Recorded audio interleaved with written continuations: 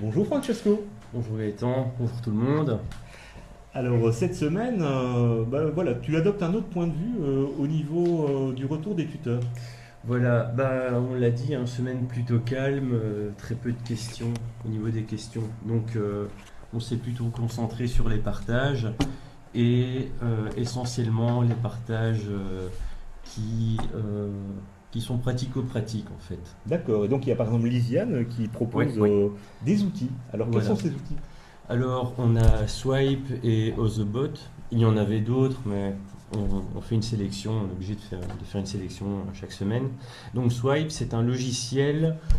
Ça me rappelle un peu Officemix. C'est D'accord. créateur, éditeur de vidéos. Donc, c'est génial pour le vidéotelling, je pense. D'accord, oui. Pour les présentations. Et sa particularité, c'est que on peut travailler ça collaborativement en ligne. D'accord. Et il y Voilà avait pour Swipe. également un autre outil qui était proposé par Lisiane, Oui, Ozobot. Othebot. Donc Othebot, c'est un petit robot programmable. Donc il est doté de capteurs. C'est, je pense, pour les enfants en bas âge, hein. C'est pas pour de la programmation avancée, mais c'est pour initier quand même les concepts de logique avec eux, tout ça. Donc voilà, Othebot. Donc j'ai vu deux trois vidéos sur le sujet, c'est pas mal. Je suis pas instituteur, mais en tout cas, je serais plutôt intéressé si je m'occupais d'enfants maternels ou début primaire, par exemple.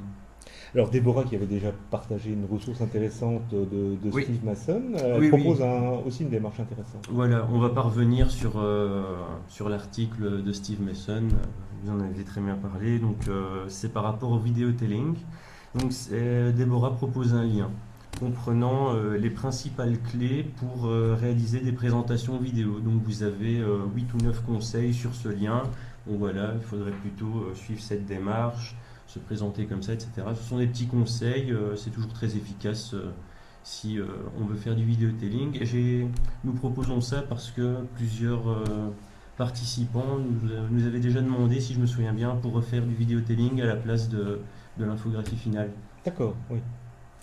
J'imagine qu'il y a aussi des possibilités à ce niveau-là. Voilà. Jelila aussi propose J'ai une là. démarche voilà, qui est un peu émergente en ce moment. Tu peux nous en dire plus? Oui, donc il s'agit de Pechakucha. Et c'est une présentation, mais qui est déjà programmée en fait. Vous avez 20 dias, si je me souviens bien, et chaque dia a une minuterie qui est pré-réglée, et elle dure, c'est pas 20 secondes aussi? Voilà. Oui, c'est la contrainte, quoi. Voilà. Voilà, on est dans la contrainte, mais en même temps, on va chercher un maximum de concision, et c'est vrai que c'est nécessaire dans une présentation. Merci. Alors, il y a bon, quelqu'un Qui se qui fait appeler dépose Kiki. voilà, sous le ligne de Kiki et qui propose en Voilà. tout cas une ressource qui est pas mal en termes peut-être d'évaluation. Euh, je suis pas encore dans l'optique évaluation. Bon, Non? je Ok, pense ben, que toi, ça pourrait t'intéresser, d'accord. mais moi, je suis plutôt dans l'optique étudiant dans le supérieur, D'accord. et c'est vrai que c'est un programme qui me botte pas mal, c'est GreatCraft. Et alors, qu'est-ce que c'est que ça? C'est une plateforme en ligne, mais pas comme tant d'autres. C'est une plateforme en ligne qui se présente sous la forme de jeu. Donc on est vraiment dans la ludification de l'enseignement. Ça va être un peu un thème récurrent lors de ce live. Et si je prends l'exemple des tâches, par exemple, le professeur, donc on est dans le supérieur, hein, le professeur propose des tâches sur cette plateforme en ligne et ça va s'apparenter aux jeux vidéo.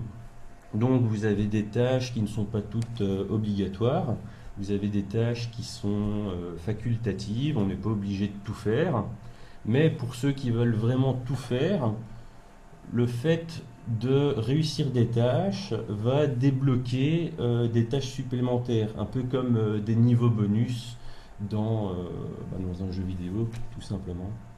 D'accord. Voilà. Donc il y a un peu l'idée ouais, des badges, Il y a le défi du aussi, défi de pouvoir voilà, résoudre. débloquer le maximum de tâches Voilà. possibles, le dépassement.